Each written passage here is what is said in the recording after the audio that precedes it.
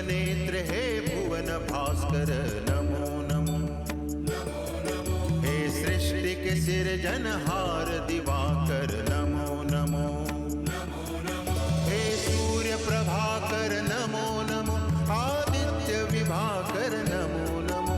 हे भानुतिमिरहर नमो नमो। हे रवि भुवनेश्वर नमो नमो।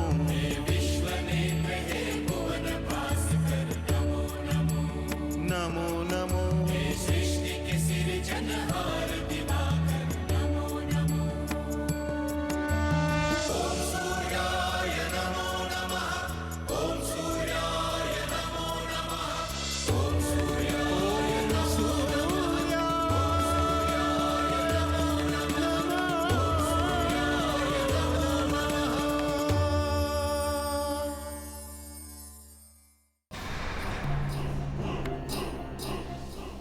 आगे कुछ मत कहना मित्र शुक्रदेव, हमारा निर्णय अटल है और हम नहीं चाहते कि हमें आपकी किसी भी बात को काटने पर विवश होना पड़े। माँ, मैं जाके इन्हें समझाती हूँ। नहीं पुत्री, इस समय आसन से उठना तुम्हारे लिए उचित नहीं होगा। सभा में कोई ना कोई इस समस्या का हल जरूर निकालेगा। भैया दक्ष, उस ब्राह्मण की कोई गलती नहीं थी। आप व्यर्थ उस पर क्रोधित हो गए। वो दुष्ट ब्राह्मण हमारे विवाह में वैदिक मंत्रों का पाठ कर रहा था और तुम कहते उसकी कोई गलती नहीं थी। मैं तो अब भी यही कहता हूँ भैया, विवाह का तो केवल यही एक विधान है।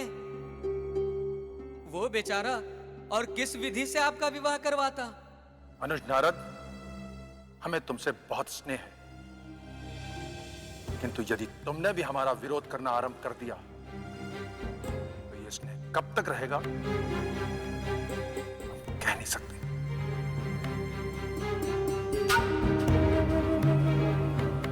मित्र शुक्रदेव, चलिए, अब यहां खड़े रहने से कोई लाभ नहीं। एक बार पुनः विचार कर ले पृथ्वी सम्राट। इस प्रकार विवाह की वेदी को त्याग कर जाना घोर अपशकुन है। हमने कहा ना, हम वैदिक परंपराओं से विवाह नहीं करेंगे। पृथ्वी सम्राट, अगर ऐसी बात है तो हमें इस पर कोई आपत्ति नहीं है। अगर आपका विरोध इन वैदिक परंपराओं से है तो हम किसी दूसरी पद्धति से आपका विवाह करवा देंगे, किंतु विवाह की वेदी को त्याग कर ना जाए सम्राट। मेरा विरोध विवाह वेदी से कहीं अधिक अपने तथाकथित पिताश्री और सृष्टि के रचनाकार ब्रह्मदेव से है, जो जानबूझकर मेरा अपमान और मुझे नीचा दिखाने का षड्यंत्र करते रहते हैं। आप नहीं जानते महाराज वीरण, इन्होंने हमारे जन्म से पहले हमारे साथ घोर अन्याय किया था। जो सर्वश्रेष्ठ स्थान मुझे मिलना चाहिए था वो इन्होंने मुझे नहीं दिया। पुत्र दक्ष,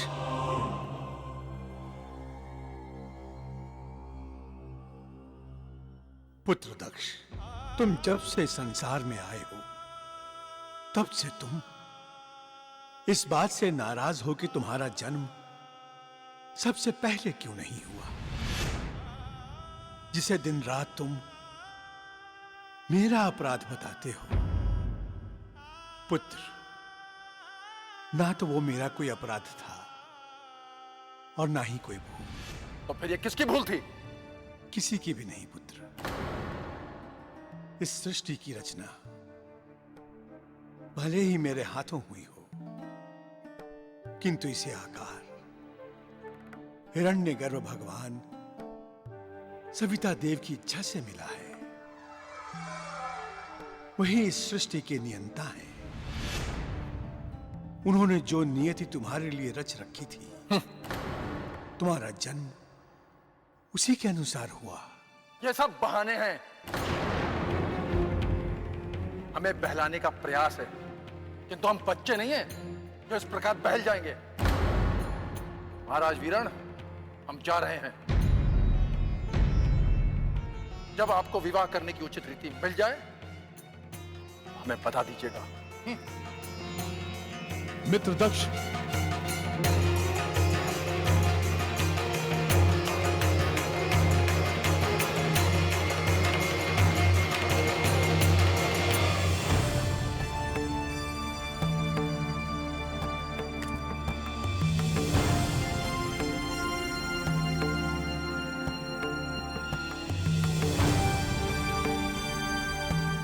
मित्र शुक्रदेव, क्या सचमुच विवाह के वैदिक परंपरा के अतिरिक्त अन्य कोई परंपरा नहीं है?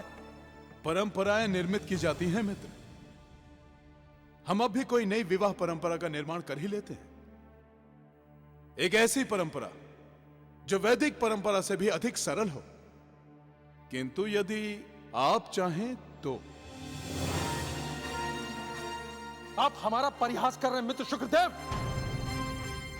आपको ज्ञात होना चाहिए, हमारा विवाह किसी समस्या के कारण रुका हुआ है और उस समस्या का हल ढूंढने के लिए आप हमसे अनुमति मांग रहे हैं। नहीं नहीं मित्र दक्ष,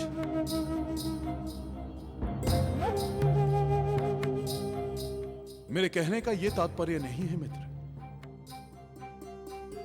किंतु विवाह की नई पद्धति सोचना कोई सरल कार्य नहीं है। यह आपने हमारे कांधों पर बहुत बड़ा कार्यभार डाल दिया है, किंतु हम भी हमारी मित्रता की सौगंध लेते हैं कि हम इस कार्य को किसी भी हाल में पूरा करेंगे। आप बस थोड़ी प्रतीक्षा कीजिए।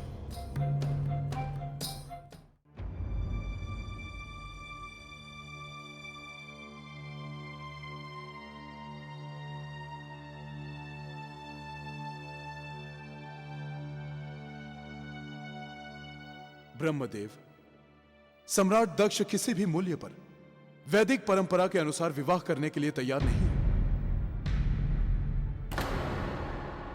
और इस समय मुझे इसका एक ही हल दिखाई दे रहा है। यदि सचमुच आपके पास इस समस्या का कोई हल है, उसे तुरंत कहें।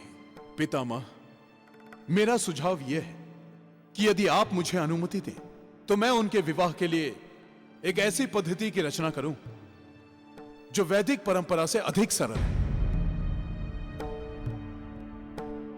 और जो आगे चल के विवाह की एक नई परंपरा बन जाए।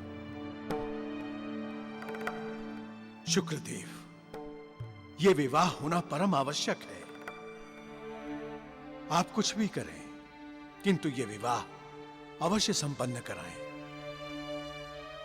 तो मुझे आपका भी आशीर्वाद है ना प्रजापति वीरन? बिल्कुल शुक्रदेव। रीति चाहे कुछ भी हो, वर और वधू उसे और एक दूसरे को प्रेम और स्नेह के साथ अपनाकर जन्म जन्मांतर के बंधन में बन जाएं, यही हमारी इच्छा है। तो मैं अवश्य कुछ करता हूं। किंतु आपकी ये नई विवाह व्यवस्था है क्या शुक्रदेव? देवर्षि नारद, आप कुछ पल प्रतीक्षा करें।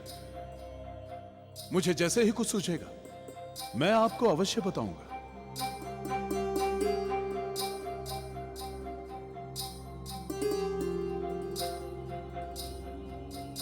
पिताश्री, आपको क्या लगता है शुक्रदेव क्या करेंगे? पुत्र नारद, शुक्रदेव कुछ नहीं करेंगे। जो करेंगे भगवान सविता देव करेंगे, और होगा भी वही जो उनकी इच्छा होगी।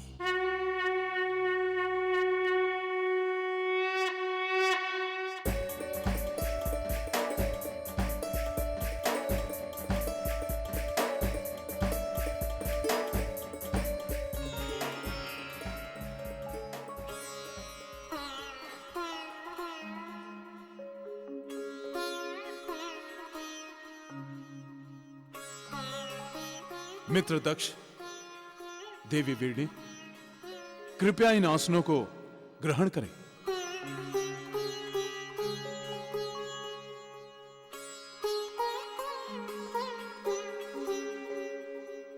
मित्र दक्ष, इस कार्यक्रम के अनुसार आप दोनों बिना पलके झपकाएं तब तक एक दूसरे की आंखों में देखते रहेंगे जब तक कि आपकी आंखों से आंसू न निकले।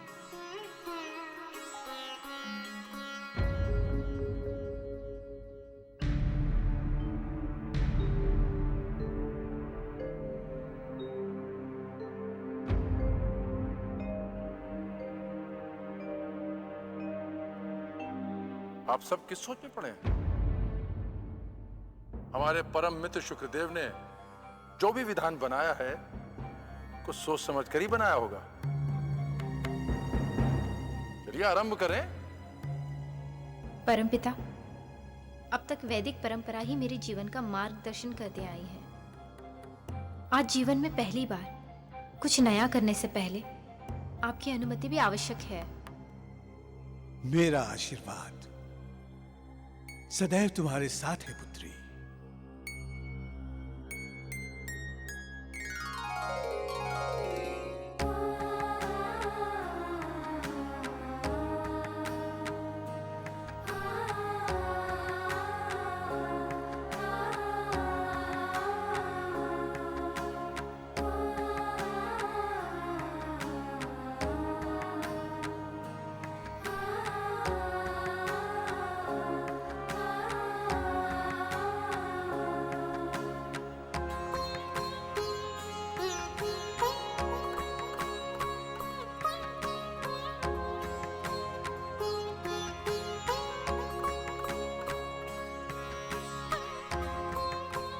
मित्र दक्ष, अब आप दोनों एक दूसरे के आंसुओं को अपने होठों पे लें।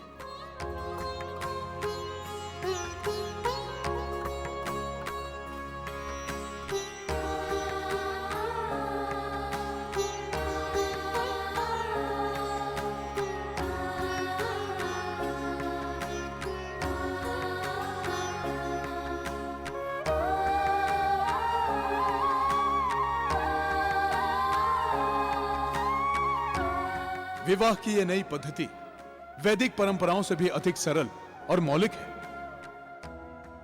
वर वधु ने एक दूसरे के आंसू एक दूसरे के होठों पर लेकर जीवन भर दुख दर्द बांटने का संकल्प लिया है। और मैं शुक्रदेव इस जोड़े को सदा के लिए सुखी विवाहित जीवन की शुभकामनाएं देता हूं।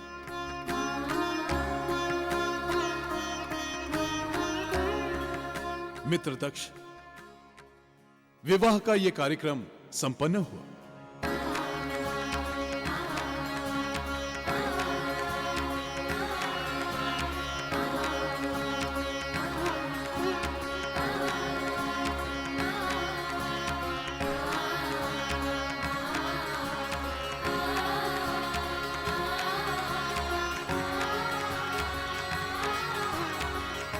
मित्र शुक्रदेव, आज आपने एक अनोखी विवाह पद्धति का आविष्कार किया है।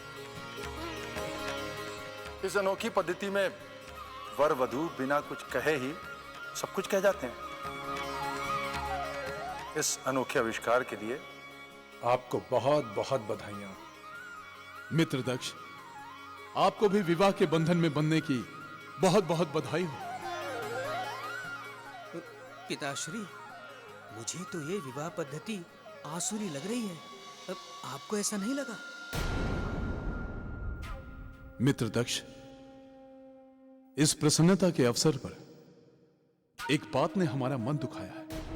किसने आपका मन दुखाया, हमें बताइए, हम उसे अभी उचित दंड देंगे। नहीं मित्र, हमारा मन यहां उपस्थित लोगों ने नहीं, किंतु उन लोगों ने दुखाया है जो इस अवसर पर यहां उपस्थित नहीं है। अर्थात आपने अपने विवाह में सारी ग्रह शक्तियों को आमंत्रित किया था, लेकिन उनमें से कोई भी आपके विवाह में आपको शुभकामना देने उपस्थित नहीं हुआ। आपने ठीक कहा, हम आज ही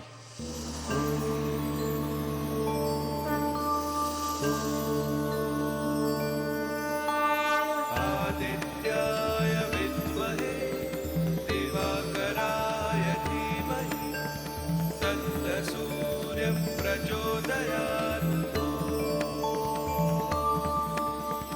आदित्याय विद्महे दिवाकराय धीमहि तन्न सूर्यं। ये दाव तो खाली गया, किंतु सविता देव, आप मेरे साथ कितने भी खेल खेल लें, मैं शुक्रदेव एक दिन आपको अपने शक्ति का आभास अवश्य कराऊंगा।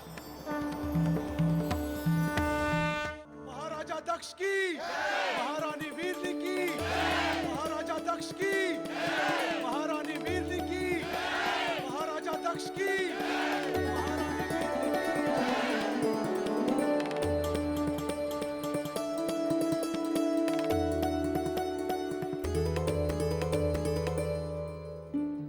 पुत्र दक्ष और राजकुमारी वीरणी का विवाह संपन्न हो चुका है।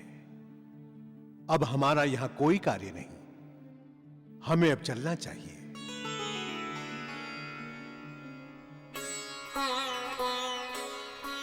किंतु पिताश्री, इतनी जल्दी क्या है? अभी तो बहुत कुछ बाकी है। पुत्र नारद, जब तक ये संसार है, ये सृष्टि है, तब तक सदा ही कुछ न कुछ चलता रहेगा। परंतु जिस कार्य के लिए हम यहां आए थे, वो कार्य अब संपन्न हो चुका है।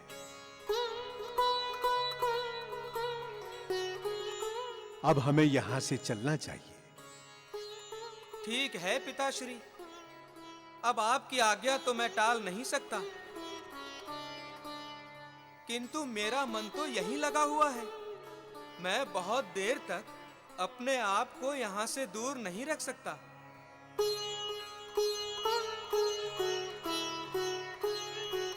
चलिए पिताश्री।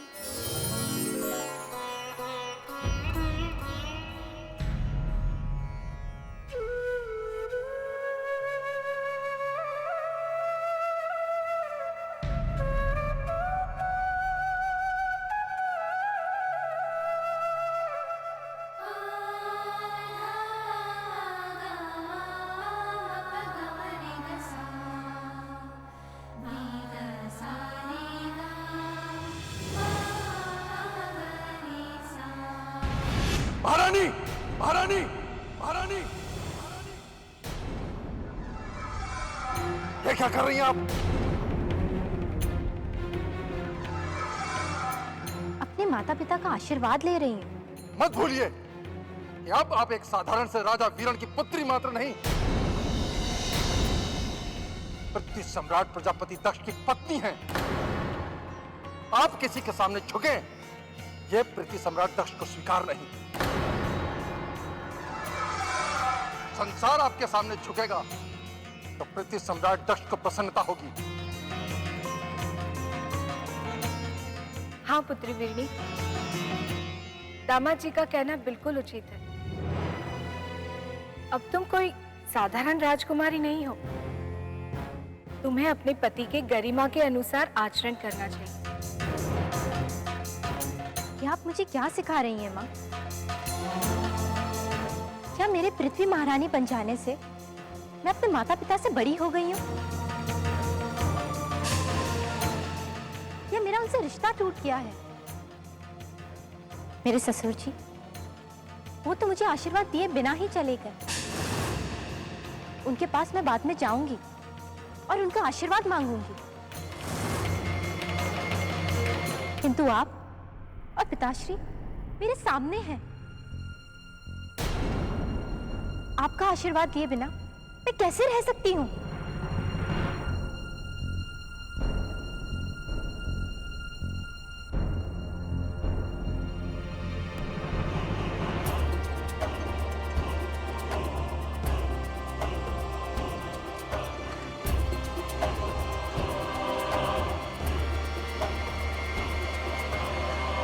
महारानी,